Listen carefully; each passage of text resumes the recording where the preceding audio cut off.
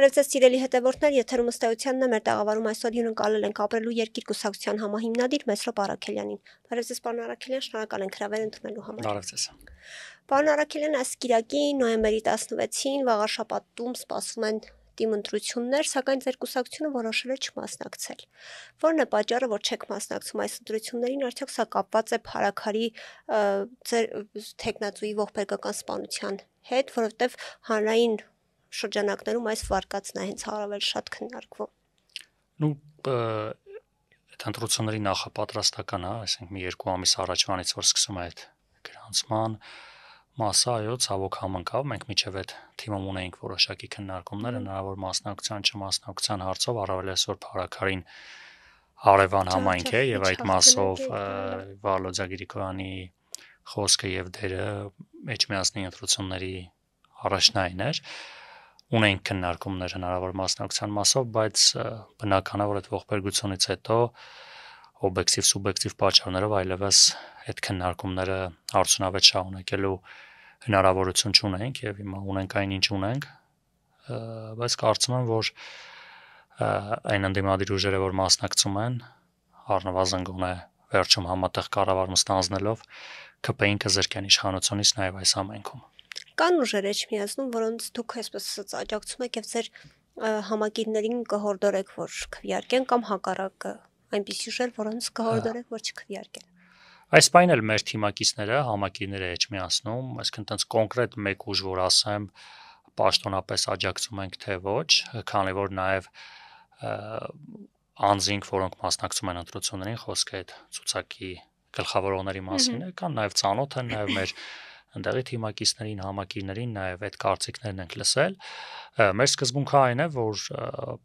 ստեղծվի այնպիսի իրավիճակ, որ իրապես այն ընդդիմադիր ուժերը, ովքեր բացառում են ԿՊ-ի այդ համագործակցությունը, ստանան մաքսիմում ձայներ եւ այս պահին մեր ունեցած տեղեկություններով պատկերը այնպիսին է, որ որևիցե ուժի հնարավորություն չի ստեղծվի միանգամից մեծամասնություն կազմել եւ միաժամանակ կառավարել համայնքը, ավելի հավանական է, որ մի քանի ուժեր համատեղ ուժերով կկարողանան կոալիցիա կազմել եւ նաեւ քաղաքացիներին եմ հորդորում անպայման նախ մասնակցել ընտրություններին, որովհետեւ բարձր մասնակցությունը հենց իշխանապողության գրավականներից մեկն է, ինչքան որ քաղաքացիները հիասթափված են ու սահատ են, դա բացառապես աջակցություն է իշխանության, որովհետեւ երբ որ իշխանության ներկայացուցիչները գնում են ընտրությունների, պայմանական ասած, հիմա եթե մասնակցեն 20,000 ընտրող եւ ԿՊ-ին ընտրում է 10,000, ստացվում է, որ 50% ձայն ունեն, բայց եթե մասնակցի 30,000 ու այդ 10,000 ընտրողը դառնում է 33%, հետեւաբար մենք ինչքան շատ ենք գնում ընտրությունների, այնքան ԿՊ-ի տոկոսը ավելի ցածր է լինում եւ հենց դրա վառ օրինակներ նույն Գյումրիում բարձր մասնակցություն է, նույն Փարաքարում բավականին ակտիվ մասնակցություն ունեցանք եւ ընտրել իհարկե ուժերի, որոնք ԿՊ եւ ԿՊ-ամերձ չեն, իսկ թե որ ուժերն են դրանք ժողովուրդը շատ լավ գիտի, շատ ուժեր ԿՊ-ից ավելի ԿՊ են իրենց դրսևորում, ավելի բարձր ու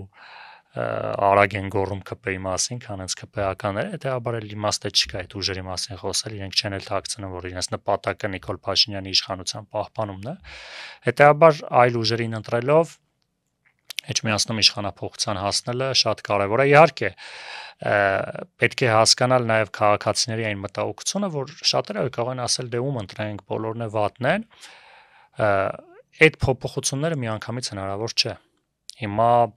արդյոք տենց կա տենց մի ուժ կամ ինչ-որ մի անհատ, որը այ բոլորի պատկերացրած, հա, ասենք Վաղարշապատի բնակիչների պատկերացրած ղեկավարը կլինի, որ բոլոր խնդիրները լուծի։ Բայց ընտրությունը հենց նրա մասին է, ոնց ընտրություն է, այսինքն ընտրել ինչ-որ մեկին, չընտրել մյուսներին։ Հիմա կա երկու տարբերակ, կամ Նիկոլ Փաշինյանի իշխանությունը շարունակում է մնալ, կամ փորձում ենք այս վիճակից դուրս գալ։ Հետևաբար ես առաջին հերթին նաև կոչ եմ անում այն մարդկանց, ովքեր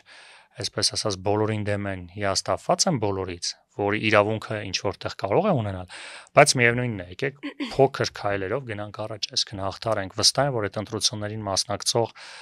ընդդիմադիր ուժերի մեջ էլի կգտնվի մեկը, որ ամեն դեպքում կարելի է գնալ ընտրել, փորձել, շանս տալ այդ մարդկանց, առավել եւս այն պատկերացումները, որ լինելու է համատեղ կառավարում, դա խոսում է այն մասին, որ այդ ուժերը միասին փողզսպումներով ավելի արդյունավետ կկառավեն, քան երբ որ լինում է մեկ ուժի իշխանություն ու հետո ասում են դե այս մեկ ուժը ինչ ուզում է այն անում է, ունենում ենք մենք խնդիրներ, իսկ երբ որ մի քանի ուժեր են կառավարում, շատ հաճախ նույնիսկ կապ չունի որ ուժից է համայնքի ղեկավարը, այն մնացած ուժերը լինելով ավականիում, զսպում են համայնքի ղեկավարի հնարավոր ոչ արդյունավետ գործողությունը։ Դրա համար ամփոփելով նորից անպայման գնացեք ընտրությունների, ընտրեք ընդդիմադիր ուժերից նրանցում ցանկանում եք եւ քանի որ ըստ ամենայնի Էջմիածնի ընտրությունները համապետական ընտրություններին նախորդող վերջին ընտրությունները կլինեն, Գյումրիից Փարաքարից հետո շատ կարևոր է նաև Էջմիածնում արձանագրվի ՔՓ-ի պարտությունը, որը վստահ եմ արդեն հանրության մոտ այլևս կասկած չի հարուցի 26 թվականի իշխանափոխությունը։ Շատերի գնահատմամբ վաղաշաբաթի ընտրությունների ելքը վճռորոշ կլինի Մայրաթորի դեմ Նիկոլ Փաշինյանի կողմից ձեռնարկվելիք այս գրոհի հարցում։ Ինչ եք կարծում վաղաշաբաթում իշխանության հաղթանակի դեպքում կհամարձակվի Նիկոլ Փաշինյանը նման քայլի գնալ եւ ինչ գործողություններից է կախված դա լինելու առավելապես։ Անկեղծ ասած, Նիկոլ Փաշինյանի այդ հակաեկեղեցական գործողությունները այնքան խայտառակ են ու ցավոտ, որ այդտեղ գտնել տրամաբանություն պետք է լինել Նիկոլ Փաշինյան կամ իր թիմակիցը։ Իսկն հիմա տրամաբանել, թե Նիկոլ Փաշինյանը եկեղեցու դեմ գործողություններում ինչքանով է կարևորելու ընտրությունների ելքը, արդյունքը եւ այլն, ասում ապաշնոր գործ է հաստատ, որովհետեւ դեպս ցավում եմ, որ հերիք չի sense մի հատ հարց կա, մի հատ էլ քննարկում ենք, այսինքն էս աբսուրդ է, էլի, որ նստում ենք իշխանությունը եկեղեցու դեմ։ Իսկ միայն այդ արտահայտությունը արդեն այնքան ողբերգական ու խայտառակ է, որ էլ դետալների մեջ խորանալ, այսքան փաստա մի հատ էլ մենք քննարկում ենք։ Միանշանակ անընդունելի է եւ անկախ է նույնիսկ պետք է բերենք հասցնենք այդ տեղական ընտրություններին, ընտրությունները կլինեին, չեն լինի, ով կհաղթի, ով կպարտվի, ինչ կլինի։ Եկեղեցու դեմ պայքարը ազգային ողբերգություն է, ազգային խայտառակություն է։ Այս այն թեմաներից են, որ փորձում ես ինչ որտեղ հավատալ, որ կարող է ինչ-որ են խելքի գալու նշույլներ հայտնվի ԿՊԱ-ականների մոտ ու խայտառակությունից հետ կանգնեն, հասկանան, որ այս ոչ միտեղ տանող ճանապարհը կա քաղաքական պայքար, իշխանություն եք, պայքարեք քաղաքական գործիքակազմով որպես ժողովրդավարություն, քարոզող ուժ, քաղաքական պայքար է, ուզում եք մնաք իշխանություն, ընտրություններին գնացեք, կընտրվեք, չեն կընտրվի բարի ճանապարհ, ինչի է եկեղեցուն խառնում այս գործերի մեջ կամ դուք խառնվում։ Այդ որտեղեր են հանրային պահանջը, որտեն ժողովուրդը ինչ էր արել, լցվել էր փողոցները եկեղեցու դեմ պայքարում էր, կաթողիկոսին դեմ պայքարում, դուք այդտենց ստիպված եկել եք առաջնորդում եք այդ պայքարը, տեսնում ենք էլի։ Այդ մի քանի 100 համակիրներով գնում եք ինչ որ ցույց եք տալիս, որ տենց էս հա, մենք տեսեք եկեղեցու դեմ պայքար ենք անում ու մյուս կողմից էլ բավականին բարձր եմ գնահատում նաև եկեղեցու վարքագիծը, որ չի տրվում սադրանքներին եւ անկախ ամենից մնում է իր բարձրության վրա, նույնիսկ ովքեր որ հակաեկեղեցական խայտառակ գործողություններ են անում եւ եկեղեցու այս բարձր վեհ պահվածքը խոսում էին մասին, որ եկեղեցին գնում են վարքագծը, որ այս քաղաքական իրավիճակը պետք է մի օր հաղթահարվի ու որը չպետք է վնասի եկեղեցուն, չնայած արդեն սա խայտառակություն է հիմա ինչ է լինի այս իշխանությունը գնալով այս ամեն ինչից դուրս գա, այս ինֆորմացիան, որ աշխարհում եք որպես առաջի քրիստոնյա պետություն, հա, եկեղեցու դերը Սփյուռքում, հիմա պատկերացնում եք Սփյուռքում, երբ որ մեր եկեղեցու բջիջները բավականին մեծ լոբինգ աշխատանք են արել, բավականին մեծ ազդեցություն նաև հայ համայնքի մոտ ինչքան կարևոր են ունեցել, ընդ որում նաև այդ երկրներում մեր համայնքի շահերը պաշտպանելուց տարբեր կապեր են ստեղծել, process-ների մեջ են հայտնվել, հիմա ո՞նց են վերաբերում, չէ՞, այսինքն տարբեր երկրներում մեր թեմերին տենց երևի հա սարկազմով, քմծիծաղով, բացասական, էս ինչա ձեզ դուք այդ եկեղեցու թեմն եք, ստեղ հա, այդ եկեղեցու ներկայացուցիչն եք, որի նկատմամբ հələ տեսեք այս ձեր իշխանությունը ինչ է։ Իսկ սրանով թուլանում է մեր երկիրը նաև մեր եկեղեցին նաև Սփյուռքում, իսկ Սփյուռքում մեր եկեղեցին միայն եկեղեցի չէ։ Այսօր Սփյուռքում հայկական միակ կառույցը սենց ակտիվ աշխատող եկեղեցու միջոցով է եւ պետությունը իշխանությունը միշտ հենց այդ եկեղեցու լծակներն էլ է օգտագործել հայկական խնդիրները Սփյուռքում այլ պետություններում բարձրաձայնելու եւ հիշենք որ մի քիչ հետ գնանք այս ողբերգական այս վարքագիծը սկսվեց երբ ամենայն հայոց կաթողիկոսը Շվեյցարիայում Արցախի խնդրով էր խոսում եկեղեցական ժողովում Դուք գնացեք խոսեք, գնացեք ՄԱԿ-ի ամբիոնից խոսեք, վախում եք, չեք բաշարում, փոխանակ աջակցեք, սա նաև բացի այս ներքին խնդիրներից քաղաքական, առնվազն այդ փուլը շղթան, որ նայում ենք, խոսում է այն մասին, որ սրանով Նիկոլ Փաշինյանը առնվազն ցույց տվեց Թուրքիան եւ Ադրբեջանին, որ ինքը կտրված է եկեղեցուց։ Եվ այդ եկեղեցու այդ արցախյան հայկականության այս պայքարը եւ այդ խոսույթը ինքը չի կիսում եւ սրան ցույց է տալիս այդ որ եկեղեցին խոսում է արցախահայերի իրավունքից, Արցախում պատմական եկեղեցական ժառանգությունից, գերիներից ես դրա հետ կապ չունեմ, տեսեք, այս մարդու հետ ես ոչ մի կապ չունեմ։ Սա նաեւ իրեն չեմ բացառում, որ նաեւ նման քննարկում է եղել Ադրբեջանի կողմից, որ այս գալիս է ասում եք սենց Արցախ-Ադրբեջանա խաղաղություն կնքենք, ձեր կաթողիկոսը Արցախից է խոսում,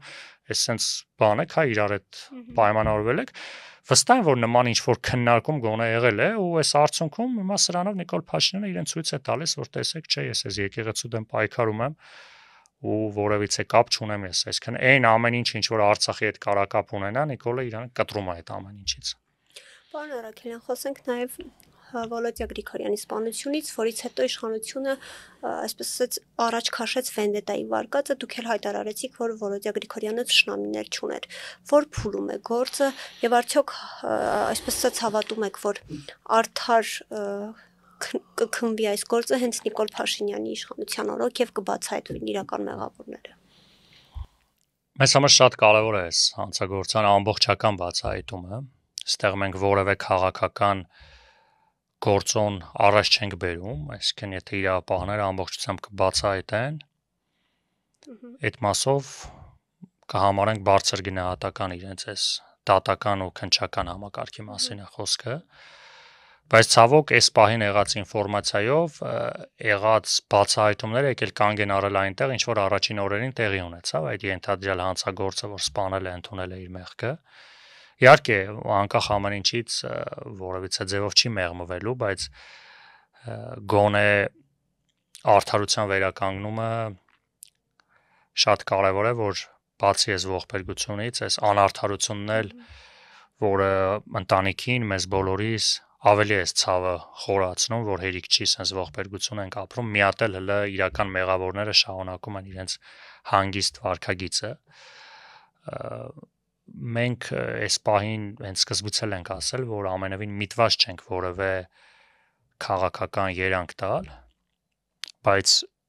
այն process-ը ինչ որ գնում է, որ գործը դեռ ամբողջովին բացահայտված չէ, չկա մեղադրական եզրակացություն, չկա դատարանի վճիռ, իշխանությունները միանգամից ինչ որ վարկածներ են պնդում, որը ուղղակի ոչ պրոֆեսիոնալ եւ անթույլատրելի է։ Գործը նույնիսկ դատարան չի ասել, այդ ոնց եք որոշել, որ սա որևէ քաղաքական դրվագ չկա։ Ուր է այս, որտեղ է ապացույցները։ Իհարկե ազդում է, որովհետև հիմա նաև փորձ արեցին այդ սպանողով փաթեթավորել ասել վենդետա։ Ես մեկ անգամ եւս նորից ասում եմ, մի հատ իրավական հիմք ցույց տվեք, թե Վոլոդիա Գրիգորյանը ինչ կապ ուներ Փետրվարյան դեպքերի հետ, որի հետևանքով ենթադրյալ վենդետա է տեղի ունենում։ Ուր էր այդ կապը։ Բա որ եթե կապ ուներ, այդ ինչի որևիցե ձևով չներգրավվեց Վոլոդիա Գրիգորյանը Փետրվարին։ Այդ առավել եւս շատ լավ առիթ էր իշխանության համար, ընտրությունների էինք մասնակցում, բայց այդ նախընտրական փուլում եթե Վոլոդիա Գրիգորյանը կապ ուներ, բայց ինչի չներգրավեցիք, ինչի միտեղ չխոսացիք Վոլոդիա Գրիգորյանի կապի մասին։ Բանդրությունից հետո հաղթեց այդ ընդդիմադիր համայնքապետի դեմ պայքարի, ինչ լավ առիթ էր, չեղած տեղից եք մարդկանց գլխին բան սարքում, բայց 5 ամիս որ Վոլոդիա Գրիգորյանը կապ ուներ։ Բա մի հատ խոսեիք, մի հատ մեղադրանք առաջադրեիք այդ մարդուն, եթե կապ ուներ, այսինքն սա այքի ստոր վարկագիծ է, բերել կապել մարդկանց մի բանի հետ, այդ գործով կա մեղադրական եզրակացություն, որտեղ նույնիսկ Վոլոդիա Գրիգորյանի եղբոր նկատմամբ բացառապես ներկայացված է խուլիգանական ինչ-որ դրվագներ, այնքանով, որքանով իբր թե նա այնտեղ է եղել, էլ չեմ ասում, որ նենց բան չի եղել, դնենք մի կողմ, որ Գրիգորյանի եղբայրը չի ել ընդունում, որտեղ ինքը դեպքից շատ ուշ է եղել, երբ որ ուղղակի գյուղացիները բոլորը հայտնվել են այդ հատվածում։ Բայց անգամ մեղադրական եզրակացությունով, այսինքն այդ գործով մի հոգի Փետրվարին կամ մեղադրվող սպանության մասով ու 10-ից ավել մարդիկ խուլիգանություն են արել, այդտեղ են եղել։ Հենց այդ Իսկ սպանողը, ենթադրյալ սպանողը Փետրյանի դեպքերին մի կողմ։ Հենց այդ 10-ից ինչ որ մեկն էր, հա, մեղավոր, մի հատ էլ դրա եղբայրը, որ ընդհանրապես կապ չուներ, դարձավ վենդետայզո, այս չի կարելի էլի, ասենք նույնիսկ այն ֆանտաստիկ ֆիլմերի սցենարը այսքան անտաղանդ չի լինում, ինչ որ այս իշխանություններն ուզում են անեն։ Ու այո, այն վարքագիծը, որ կա իշխանությունում, այն շրջանակը, որ մենք էլ ասում ես մենք բացառել ենք որևիցե անուններ տալ, որևիցե ուղղություն տալ նախաքննությանը, բայց իրանք մեզանից շատ լավ գիտեն այդ մարդիկ ում հետ են շփվել, ինչ շրջանակներ, քաղաքական համակարգը այդ թիմի միջև ուր է գնացել, ասել ովքեր են եղել, առնվազն մենք կարծում ենք, որ եւ կան կազմակերպիչներ, սա մի օգու գործ չէ, չենք բացառում կան նաեւ տարբեր աջակիցներ, առնվազն գոնե տեղեկացված մարդիկ, սա պետք է իհարկե բացահայտվի, իշխանության օրոք կբացահայտվի, քիչ են շանսերը ու նաեւ եւ այս դեպքը եւ բազմաթիվ դեպքեր, սա արդարադատության վերականգնման համար շատ կարեւոր է, անկախ նաեւ սա մեր ընկերն է, թիմակիցն է, մեր համար սկզբունքային է նաեւ ձևավորել այնպիսի իշխանություն, որտեղ իրապահ համակարգը, դատական համակարգը կդադարի լինել այդ իշխանության խամաճիկը, ինչպես հիմա է։ Իսկ բացառիկ անընդհատ հանցագործություններ են տեղի ունենում, հա, տարբեր համայնքներում, անկախ նրանից այդ մարդկանց կարգավիճակը, նույն էս Աբովյանի դեպքերը, տարբեր տեղեր էլի արմավիրում արզում ես, ուղղակի բարձի թողի վիճակ է, որովհետև իրապահ համակարգը ինչով է զբաղվում, մի մասը գնացել ինչ որ եկեղեցիներում է բարեկություն անում, մի մասը էլ չասած այդ ԿՊԱ-ականներին է անընդհատ ուղեկցում այստեղ այնտեղ այդ միջոցառումներին եւ այլն ու բնական է երբ որ հանցագործները տեսնում են որ նման վիճակ է իրապահները զբաղված են քաղաքականությամբ օր-նորի ավելի է շատանում ու երբ որ առավել եւս տեսնում են այդ հանցագործները չի բացահայտվում դա ավելի նոր հանցագործություններ է ծնում ու նման դեպքերի արդարադատության վերականգնումը խիստ պատիժները բոլոր կազմակերպիչներով բոլոր աջակիցներով նաեւ հնարավոր հետագա հանցագործությունների կանխարգելման համար է սա ոչ թե միայն Վալոձա Գրիգորյանի մասին է Սա պետք է լինի օրինակ, որ բոլորը, քանի որ սա հանրային մեջ հնչեղություն ունեցող հանցագործություններ, բոլորը պետք է տեսնեն, որ սպանության համար ամենադաժան, ամենախիստ պատիժը բոլորը պետք է կրեն։ Այսօր Հայաստանում մարդ սպանել դարձել է խաղուպար։ Ու հետո չկա, հետքերը կորում են, հետո այդ վիշտը գնում է, ամփոփվում է մի քանի օր, մի քանի ամիս հետո ցավոք ընտանիքից դուրս չի գալի, հա։ Բոլորը, այո, բնական է, իրենց առօրյայի մեջ ներգրավում են, ու վերջում այդ մահացած մարդու ընտանիքը շատ հաճախ վատ պայմաններում, ծանր հոգեվիճակում էլ հնարավորություն չի ունենում գնալ այս իրավական, հա, խնդիրներից անընդհատ բարձրաձայնել, խոսել, ու տես մոռացության են մատնվել այսօր Հայաստանում բազմաթիվ սպանություններ չբացահայտված։ Ու կապ չունի եմ ասում, ցանկացած մարդու մահը սպանությունը դա ողբերգություն է իրապահ համակարգի խայտարակությունն է։ Ու բոլոր գործիքակազմը պետք է կիրառի, որ նման դեպքերը նաև բացառվի առաջին հերթին։ Պարոն Արաքելյան, երեք Նիկոլ Փաշինյանը խոսելով իր կառավարման օրոք պետական պարտքի աննախադեպ 8 միլիարդ դոլարի աճի մասին դա պատճառաբանեց այն հանգամանքով, որ անհրաժեշտ է եղել հապճեպ զենք ձեռք բերել բանակի կարիքների համար։ Որքանով եք այս պատճառաբանությունը համոզիչ համարում եւ արդյոք 8 միլիարդ դոլարի զենք է գնվել եւ կարող է կառավարությունը պետական պարտքի հաշվին զենք գնել։ Սա ոչ թե պատճառաբանություն է, սա ուղղակի մեղմ ասած անգրագիտություն է, առաջին հերթին ֆինանսական, տնտեսական այն որ կա բյուջեի դեֆիցիտ, դրա արդյունքում ինչ է տեղի ունենում, բյուջեն դեֆիցիտ է ունենում, պարտք ենք վերցնել, որ այդ դեֆիցիտը փակենք։ Հիմա թե այդ բյուջեի դեֆիցիտի հաշվին ինչ ծախս ենք անում, այս մանիպուլյացիայով անընդհատ կարելի է ասել։ Այսինքն ինչ նշանակում է, պարտք է վերցվել, ընդ որում պարտքի զգալի մասը ներքին պարտք է, այսինքն պարտատոմսեր են թողարկել, փորձեմ ավելի པարզ ձևակերպել, այսինքն ուղղակի պարտքով գումար են վերցրել, որը հստակ նպատակ չի ունեցել։ Մենք ունենք վարկեր, որ ասենք միջազգային կառույցներից ինչ որ վերցնում ենք այս ծրագրի համար, ընդհանրեն գյուղատնտեսության համար կամ հյուսիս-հարավի համար է վերցվում։ Միջևս խոսում են հյուսիս-հարավի ճանապարհաշինարարության համար են վերցրել։ Ու երբ որ դու այդ պարտքը վերցնում ես, որ ուղղակի գումար է, որ հայտնում է բյուջեում, իսկ բյուջեի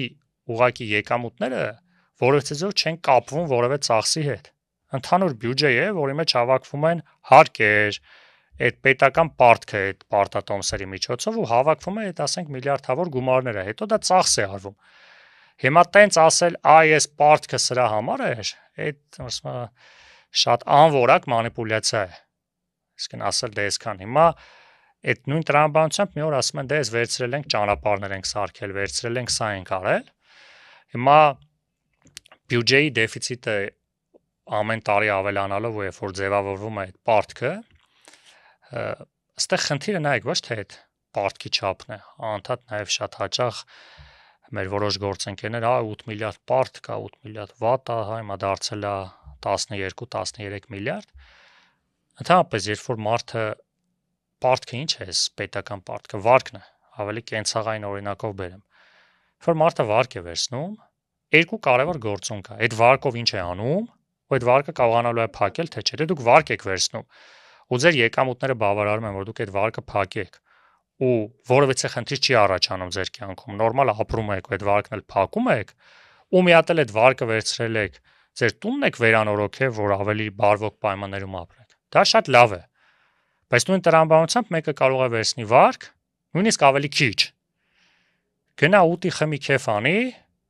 ու հետո չկարողանա այդ պարտքը վարկը փակի, գնա մի հատ հարևաններից բարեկամներից պարտք վերցնի կամ ընկնի դատանդեր։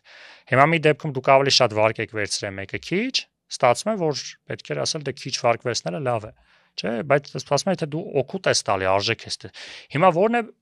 այս իշխանության ստեղծած արժեքը։ Ուրա գնացել այդ գումարը, այսինքն ինչ արժեք է տվել։ Այսինքն կառավարության ֆունկցիան ո՞րն է, բյուջեն ինչ է, դու ասում ես այսքան գումար ենք հավաքում, մարդիկ փողը տալիս են կառավարությանը հարկերի տեսքով, ասում են, այս փողը վերցրա դու կառավարի, հա, որ մենք ավելի լավ ապրենք։ Ոնց որ ընդհանրենք ընտանիքում ծնողն է, որոշում է, չէ՞, իր եկամուտները, հետո ամբողջ ընտանիքի համար ծախսում է։ Սա մի մեծ ընտանիք է։ Հիմա այս կառավարության բյուջետային գործնեության արդյունքում ինչա մարդիկ ավելի լավ են ապրում, կրթության բարձր որակ կա, առողջապահության, ենթակառուցվածքների, ել չեմ խոսում Արցախից, անվտանգությունից։ Իսկն այն գումարները, որը որ վերցվել է, դրա շատ փոքր մասի արդյունավետությունն է երևում։ Այսինքն գումարները վերցել են, գնացել է սպառման։ Թոշակ են տվել, աշխատավարձ են տվել, մարդիկ գնացել են, սպառել են, սնունդ են առել եւ այլն, ու չկա այդ արժեք։ Այսինքն մնայուն արժեքը ո՞րն է։ Հետևաբար այդ տեսանկյունից խոսել, թե բանակն ենք վերազինել, ու գալիս ենք հաջորդ քայլը, բայց վերազինած բանակի արդյունքը ո՞րն է։ Հիմա ասում զենք ենք առել։ Ումա պետք է զենքը։ Որտեղ է կիրառվել, ինչ օգուտ է տվել։ Ես հարձակվելու մասին չեմ խոսում, պաշտպանական տեսանկյունից ուր է։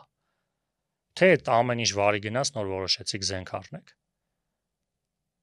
Բայց Արցախյան պատերազմից հետո 21 թվականի ագրեսիան, 22, 23 կամ որ Հելնում ասում է, հիմա հա մենք ունենք այն անվտանգային համակարգը պարտքի շնորհիվ վերցրած գնված զենքերով, որ բացառում ենք Հայաստանի նկատմամբ ագրեսիան։ Ունենք, այսինքն կա մի հատ հիմա մենք այն իրավիճակում ենք, որ սենց ասած կարանք ասենք դե չեք ուզում, ոչ է խաղաղություն կա, ստորագրենք, հա, կամ սեն ոնց ուզենք կանենք, որտեվ այսինքն Ադրբեջանը գիտի, որ վախենալու է Հայաստանի վրա հարձակվելը։ Գիտի, որ ասենք 1 կրակոցի դիմաց 41 կրակոցա ստանալու։ Ունենք այդ անվտանգային, եթե ունենք, ես շատ ուրախ կլինեմ։ Եկեք 8 չէ 18 միլիարդ է վերցնենք, որտեվ դրանից գերակա շատ չկա։ Բայց երբ որ տենց խոսում են, որ զենք ենք առել, ուր է այդ զենքի կիրառությունն ուր է։ Հիմա ոնց որ ասենք դպրոցներ են սարքում, շատ լավ է դպրոց սարքելը, բայց այդ դպրոցի տված կրթությունը, դաստիարակությունը, միջավայրը, երբ որ մեր աշակերտները կվայելեն ու կդառնա արժեք, նոր կարող ենք ամբողջական գնահատել, թե չէ մենք շենք սարքելը, որտեղ էլի մենք ունենք վատ կրթություն, վատ դաստիարակություն, վատ միջավայր, որտեղ մեր երեխաները մեծանում են, հա, նույն հետո թմրամոլության տարածում, հանցագործությունների տարածում։ Հիմա ասենք այդ թմրամոլությունը, որ դպրոցներում տարածվել է, հիմա այդ վերանորոգված դպրոցներում եք ուզում տարածվի, դրա դեմը պայքարում են, թե ուղղակի շենք են սարքել, հիմա էլ թմրամոլները հայտնվում են նոր կառուցած դպրոցներում։ Պարոն Արաքելյան, անդրադառնանք նաև Բաքվում պահվող մեր ռազմագերիներին, այդ շինծու դատավարությունները կարծես ավարտական փուլ են մտել, դատախազները նրանց մեծ մասի համար ցմահ ազատազրկում են պահանջել, օրինակ Բակո Սահակյանի եւ Արկադի Ղուկասյանի համար էլ 20 տարվա ազատազրկում, ենթադրում է, որ Ռուբեն Վարդանյանին էլ է ցմահ ազատազրկում սպասվում, հաշվի առնելով նրան առաջադրված մեղադրանքները։ Այս հարցը շատ է այսպես խոսվել սրա մասին, բայց ամենայնիվ ինչ կարող է անել Հայաստանի իշխանությունը ի վերջո նման բան թույլ չտալու համար եւ մեր ռազմագերիներին հայրենիք վերադարձնելու համար։ Ազգային արժանապատվության լուրջ հարց է սա, բազմիցս խոսել ենք, եկել այդ դատախազների այսպես կոչված այդ կեղծ դատավարության մեղադրանքները ուղղակի ամոթ է, այսինքն ցմահ ազատազրկում մարդկանց, որոնք դատվում են, որովհետև հայ են, բացառապես դրա համար։ Այսինքն որևէ հանցագործության նշույլ անգամ այդ մարդկանց գործողությունները չկա, որովհետև այդ ամբողջ դատավարությունը իրականում Հայաստանի Հանրապետության դեմ էր, որ Հայաստանի Հանրապետությունը ագրեսիա է իրականացրել Ադրբեջանի նկատմամբ։ Ընդ որում Արցախի նախկին նախագահներ Բակո Սահակյանի եւ Արկադի Ղուկասյանի մասով էլի այդ մեղադրանքները ենթադրում էին ցմահ ազատազրկում, բացառապես տեղել տենց ինչ որ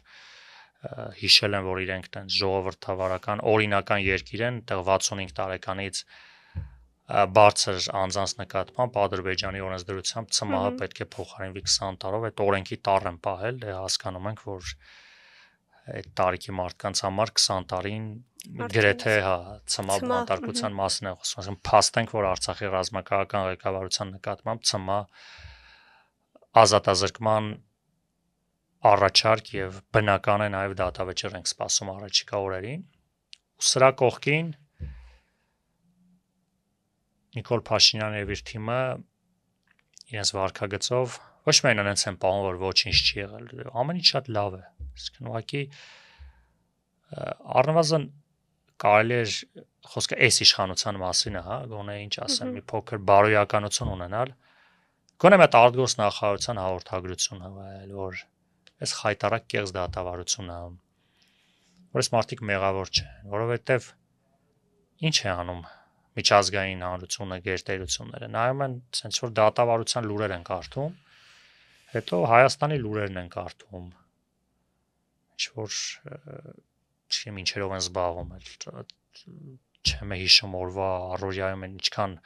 անտաղանդ, ասենք ինչ է, ասենք նայում են Ադրբեջանում Հայաստանի ռազմական, Արցախի ռազմական ղեկավարության ցմահ դատապարտում են, հետո ասում են հələ մի հատ բերեք Հայաստանի վարչապետը այսօր ինչ աղրա, այդ բերում են երևի այդ օրվա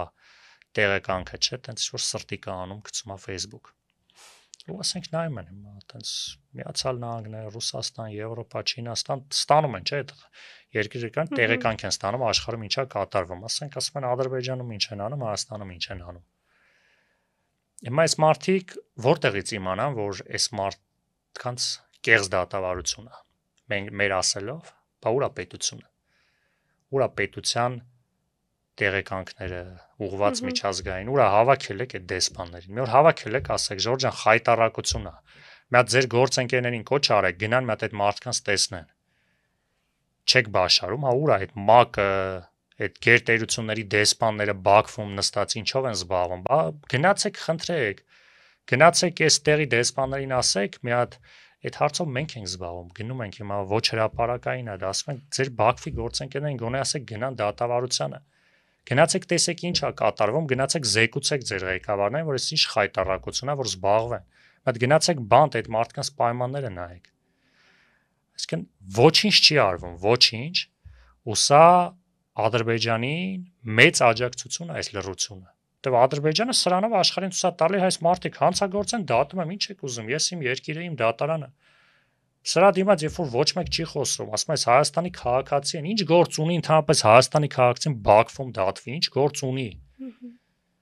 Ու տենց խաղաղությունը արդեն, հա, ծորեն ենք բերում։ Այսինքն Բաքվի բանտում նստած հայերի կողքով կարևորը ապրանք է գալի անցնում, էսա սրանց որակը, արժե համակարգը։ Իհարկե այլևս վաղուց անցել է մեր մոտ այն միտքը, որ այս իշխանությունները որևէ բան են անում գերիների համար եւ նաև գերիների ազատման համար պետք է օր առաջ իշխանափոխություն լինի։ Եվ մոտենում են 2026-ի խորհրդարանական ընտրությունները, քաղաքական դաշտում այսպես ակտիվ վերադասավորումներ են լինում։ Դուք ընտրությունների մասով որոշել եք արդեն որ ուժերի հետ կհամագործակցեք, որտեղ մամուլը գրում է, որ ակտիվ քննարկումներ ունեք ՀԱԿ-ի հետ, Արման Թաթոյանի միասնության թևերի հետ եւ այսպես շարունակ։ Մեր կուսակցության համար ընտրություններին մասնակցելը, ասած, նոր իրադարձություն չէ։ Մենք ստեղծման պայից 21 թվականից 20-ից ավել համայնքներում թիմ ընտրությունների ենք մասնակցել, մի քանի համայնքում հաղթել ենք, նաև այդտեղ աշխատում ենք, ցույց ենք տալիս մեր աշխատանքը ու նաև շատ կարևոր է սրանով մենք կուսակցությունն ենք կայացրել այս 4 տարվա ընթացքում ցույց ենք տվել վիճակի ենք այնպես ընտրությունների մասնակցել, հաղթելուց հետո մեր տված խոստումները կատարում ենք թե չէ, ինչ է քաղաքականությունը, որովհետև շատ հաճախ անվանական չեմ ուզում որից մեկին քննադատել, բայց առնվազն մենք նորմալ չենք վերաբերում, որ ընտրություններից առաջ որ ուժեր են հայտնվում ու տենց որոշում են, որ ընտրությունների մասնակցեն։ Մենք գնացինք փոքր ճանապարհով, հա, թիմ ընտրություններով, ցույց տալով մենք արդյոք արժանի ենք ընդհանրապես ազգային ժողովի ընտրությունների մասնակցել, արժանի ենք, որ մեզ ընտրեն։ Իսկ մենք այսօր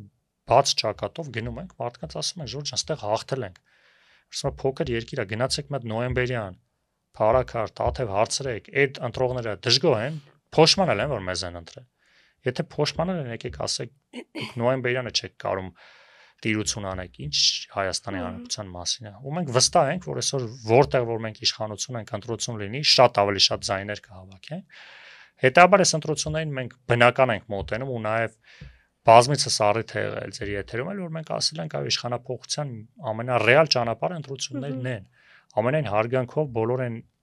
իրադարձություններին, որ տեղի ունեցան փողոցային պայքար, մենք ունենք հիմնավորված թերահավատություն այդ process-ների մասին եւ ակնհայտ է, որ գնում ենք ընտրությունների։ Ինչ վերաբերում է ուժերին, կան այո քննարկումներ տարբեր ուժերի հետ, տարբեր օրակարգերով, համագործակցության տարբեր ձևաչափերի շուրջ, որովհետեւ չհիմնավորված ամբիցիա չունենք, բաց ենք համագործակցության մասով։ Դեռևս այդ մասով ժամանակ կա ու նաև չենք էլ ուզում, որ հնարավոր համագործակցությունը վերջի պահին լինի, որովհետև մեզ համար կարևոր է ոչ թե համագործակցություն ընտրությունների մասին, այլ համագործակցության ընտրություններից հետոյի մասին։ Այսինքն մենք ո՞նց ենք պատկերացնում համատեղ 5 տարի միասին աշխատելը, որովհետև 5 ամիս, 2 ամիս կարելի է ինչ-որ մարդկանց հետ լեզու գտնել, կոմպրոմիսների գալ կամ դու էս արա, դու այն արա գնաս ընտրությունների։ Բայց դրանից հետո ինչ-որ գալիս է երկրի ղեկավարում, գալիս է ազգային ժողով, աշխատանք, օրենսդրություն։ Մեկ էլ պարզվում է, որ այս մարդկանց հետ այլ մոտեցումներ, այլ սկզբունքներ ունենք։ Դրա համար մենք այո, այս փուլից դեռևս արդեն գալիս է 1 տարի է բազմաթիվ ուժերի հետ քննարկում ենք, շփվում ենք, որ ասում կարող ենք արդյոք մենք մի սեղանի շուրջ գոնե հանգիստ զրուցել, ինչպեսի արժե համակարգ ունեն։ Եվ այո, չենք բացառում, որ առաջիկայում հնարավոր է ավելի արդյունավետ ֆորմատով հանդես գալ, քանի որ նպատակը Նիկոլ Փաշինյանի թիմի հեռացումն է եւ որակյալ պատասխանատու իշխանության ձևավորումն է, որտեղ մեր կուսակցությունը կունենա բավականին մեծ ազդեցություն։ Եվ պարոն Առաքելյան, ամփոփելով զրույցը նշում եք, որ Նիկոլ Փաշինյանին հեռացնելը ճանապարհ ընտրություններն են, սակայն ընդդիմադիր մի թևից առավել հաճախ կարծիք է հնչում, որ Նիկոլ Փաշինյանին հնարավոր չէ ընտրություններով հեռացնել, ավելին նրանք նշում են, որ կարող է 2021-ի սցենարը կրկնվել։ Ըստ ձեզ, կարող է 21-ի սցենարը կրկնվել եւ որ դեպքում Փաշինյանը կկարողանա վերարտադրվել։ 21-ի ընտրությունները բոլորին այլ ընտրություններ էին, այլ իրավիճակում, քան հիմա։ Հա ինքը նույն ընտրություններն ա եղել խորհրդարանական 21-ին հետ պատերազմյան ծայրեղ բարձր էմոցիոնալ հուզական ֆոն կար երկրում։ Անսպասելի ընտրություններ, այսինքն որևիցե մեկը 20 թվականին ամռանը չէր մտածում, որ 1 տարի հետո Հայաստանում կարող է ընտրություն լինել։ Դա ինչ է նշանակում, որ մարդիկ չունեին հնարավորություն կատարել ոչ հուզական ընտրություն։ Այդ պահին տենց անակնկալ վիճակում, ոնց որ մի հատ անակնկալ վիճակում դուք ստիպված եք որոշում կայացնեք, ու այդ որոշմանը մնացել է 10 րոպե, չէ՞։ Դուք միշտ ավելի դժվար եք որոշում, ոչ արդյունավետ եք որոշում կայացնում, այնտեղ ինչ որ բան պետք է առնեք արագ, քան դուք գիտեք, որ գնալու եք առնեք, սկսում եք ընտրել եւ որոշում կայացնել։ Նախկին իշխանությունների վառ մասնակցությունը 21 թվականի ընտրությունին եւ այդ նախկին ներկա նոր պատերազմ, առավել եւս որ այդ պատերազմի վախը 21 թվականին ծայրեղ բարձր էր, հա, որ ամեն բնակավայրում հուղարկավորություններ եւ այդ հուզական ֆոնին նաեւ Նիկոլ Փաշինյանի սուտ խոստումները Արցախի կարգավիճակի մասին, Շուշի, Հադրութի դեօկուպացիայի, ել չեմ խոսում տնտեսական, աղքատությունը 2 անգամ կրճատելով, որ գրեթե նույնն է մնացել ու հազարավոր սուտ խոստումների հաշվին հասարակության հայո մեծամասնությունը գնաց այդ ընտրության։ Բայց այս 5 տարին էլ ցույց տվեց, որ ոչ միայն պատերազմի մասով, այլ նաև մնացած ոլորտներով, եթե 21 թվականին դեռ տնտեսության կամ այլ ոլորտներում ժողովրդավարության, մարդու իրավունքների, քաղաքաբանտարկյալների մասով բավականին բարվոք վիճակ էր եւ բացառապես անվտանգային օրակարգներ ընտրության գործոնը, հիմա տեսնում ենք, որ բազմաթիվ օրակարգեր կան։ Տնտեսական, սոցիալական, մարդու իրավունքներ, այսինքն բոլոր ոլորտները տապալել է այս իշխանությունը եւ այդ գործոնները հաշվի առնելով մենք տեսնում ենք մեծ հնարավորություն, որ հասարակությունը ճիշտ ընտրություն կանի։ Ու առավել եւս արդեն եթե նաեւ 21 թվականին որ նաեւ անակնկալ էր քաղաքական դաշտի համար ընտրությունները եւ այդ ընդհանրապես արտահերտ ընտրություններին միշտ մասնակցում են ուժեր, որոնք պատրաստ են ունեն ռեսուրս, որը նախկին իշխանություններն են եղել։ Եվ 21 թվականին բնական էր, որ նոր ուժերի համար շատ դժվար է ճեղքել այդ մեծ ռեսուրս, առավել եւս իշխանությունը նոր էին թողել, իշխանության մեջ էլ մեծ ռեսուրս ունեն նախկին իշխանության, այդ երկու մեծ ռեսուրս ունեցող նախկիններ ներկաներ համակարգը ճեղքել մի քանի ամսում, այն էլ այդ ֆոնին, որ անվտանգային միջավայրում սկսել ինչ-որ այլ թեմաներից խոսել, անտրամաբանական է լինելու, շատ դժվար եղավ 21 թվականին նոր ուժերին Երևալ ինչ-որ խոսել, լսելի դառնալ, այդ երկու մեծ բևեռների այդ բարձր ձայնի մեջ չէր լսվում։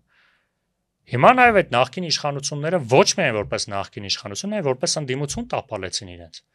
Այդ մարդիկ 21 թվականին չէին եկել, չէ՞, Նիկոլ Փաշինյանի հետ ազգային ժողովում բյուջետային քննարկումների մասնակցելու ու անարդյունավետ ծախսերից խոսելու կամ էսի մինչերից խոսելու, ինչ որ հիմա անում են։ Այդ մարդիկ 21 թվականին ոնց որ թե եկել էին իշխանափոխություն անելու, որը լավ 21-ին չստացվեց։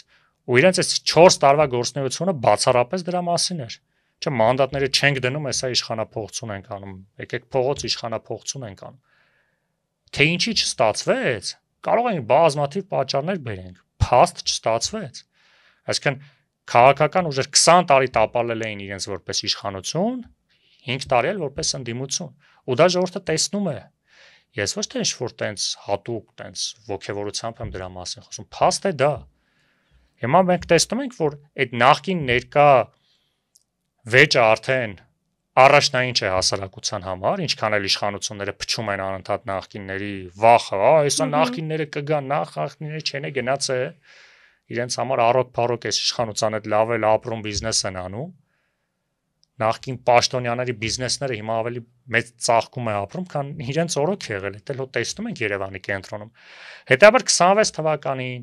բազմաթիվ նոր ուժեր, ավելի որակյալ, ավելի պատասխանատու կարժանանան հասարակության վստահությանը, ու ոչ միայն մենք հույս ունենք, որ իշխանություն կփոխվի, այլ նաև այս նախկին ներկա անընդհատ մեղադրանքների փուլից է պետք է դուրս գանք։ Ի վերջո իշխանությունը, որը որ գալիս է իշխանության, մի կետ կա, հա, մի տարի է պայմանական, 2 տարի է, պետքա դաթարի նախկինների վրա մեղ գցել, արդեն դու ես սրա պատասխանատուն։ Մենք այդպես ենք պատկերացնում, եկել ենք իշխանության։ Վեր Ջորջան, ինչ կա մերն է արդեն, մենք ենք սրա տերը։ Գիտեի՞ր սենց աղետներ կա, մի զբաղվի ես քաղաքականությամբ, եթե դու չես կարող ես պատասխանատվությունը վերցնել, ասում ես երկիրը քանդել են, ինչի ես դու գալի, եթե ծանրաձողին այսքան էսա դրած, դու պիտի սա բարձրացնես, եթե չես կարող մի արի գցի ոտիդ, հələ ոտիդ գցելուց է մի հատ գցի մարդկանց վրա այդ ծանրաձողը։ Հետաբար մենք ուզում ենք, որ ձևավորվի այնպիսի իշխանություն, որը նաև քաղաքական առումով դադարելու է նախկիններին քննարկել։ Իրավական առումով այո, ով ինչի համար մեղավոր է, թող գնա պատասխան տա, բայց քաղաքական առումով հիմա էլ կա, որտեվ այդ էլ է նկատվում, որ մեզ կան ինչ-որ ուժեր, որոնք թվում է որ գան իշխանության, հիմա էլ դե շատ ավելի բարվոք վիճակ, ասած ճակերտավոր նախկիններին մեղադրել, չէ՞։ Այսինքն ինչ, հիմա մի հատ նոր իշխանությունը գալու է 5 տարի էլ Նիկոլ Փաշինյանին մեղադրի, չէ։ Ժողովուրդը հոգնել է այդ ստերից։ Եկել եք իշխանության, բարի եղեք, տեր եղեք ձեր իշխանությանը։ Ասում եմ բոլոր գործիքները կան այդ հարցերը լուծել։ Չեք կարող լուծեք, ասեք չենք կարող, ժողովուրդ ջան։ Այն ինչ որ չարես Նիկոլ Փաշինյանը, այս մարդը 7 տարի է նախկիններ։ Ու սա այո, չպետք է, սա հասարակությունը պետք է հստակ ֆիքսի։ Նիկոլ Փաշինյանի մեղադրելով չպետք է նոր իշխանություն ձևավորվի։ Պետք է իշխանություն ձևավորվի այն ուժերի կողմից, ովքեր պատասխանատու են հետ Նիկոլյան Հայաստանի համար։ Հիմա անընդհատ քննադատում ենք Նիկոլ Փաշինյանին։ Չպետք է ընտրվեն ուժեր, որոնք գալու են ու 5 տարի էլ ասում են դե Նիկոլն է մեղավոր, ես ինչ անեմ։ Այս ճանապարհը տվել էր, դե ես ստիպված տվեցի, հա, ես ինչ քանդել էր, դե ես ստիպված թողեցի քանդած։ Չէ, պետք է գան ուժեր, որոնք թարգելու են, այսպես ասած, այս նախկինների, այդ թվում արդեն նկատի ունեմ Նիկոլ Փաշինյանի իշխանությունն է որպես նախկին այս օրակարգը եւ խոսելու են եւ աշխատելու են բացառապես այդ ժամանակվա օրակարգերի մասին։ Շնորհակալ եմ, պարոն Արաքելյան։ Իմ հյուրներ ապրելու երկիր կուսակցության համահիմնադիր Մեսրոպ Արաքելյանը։ Կհանդիպենք։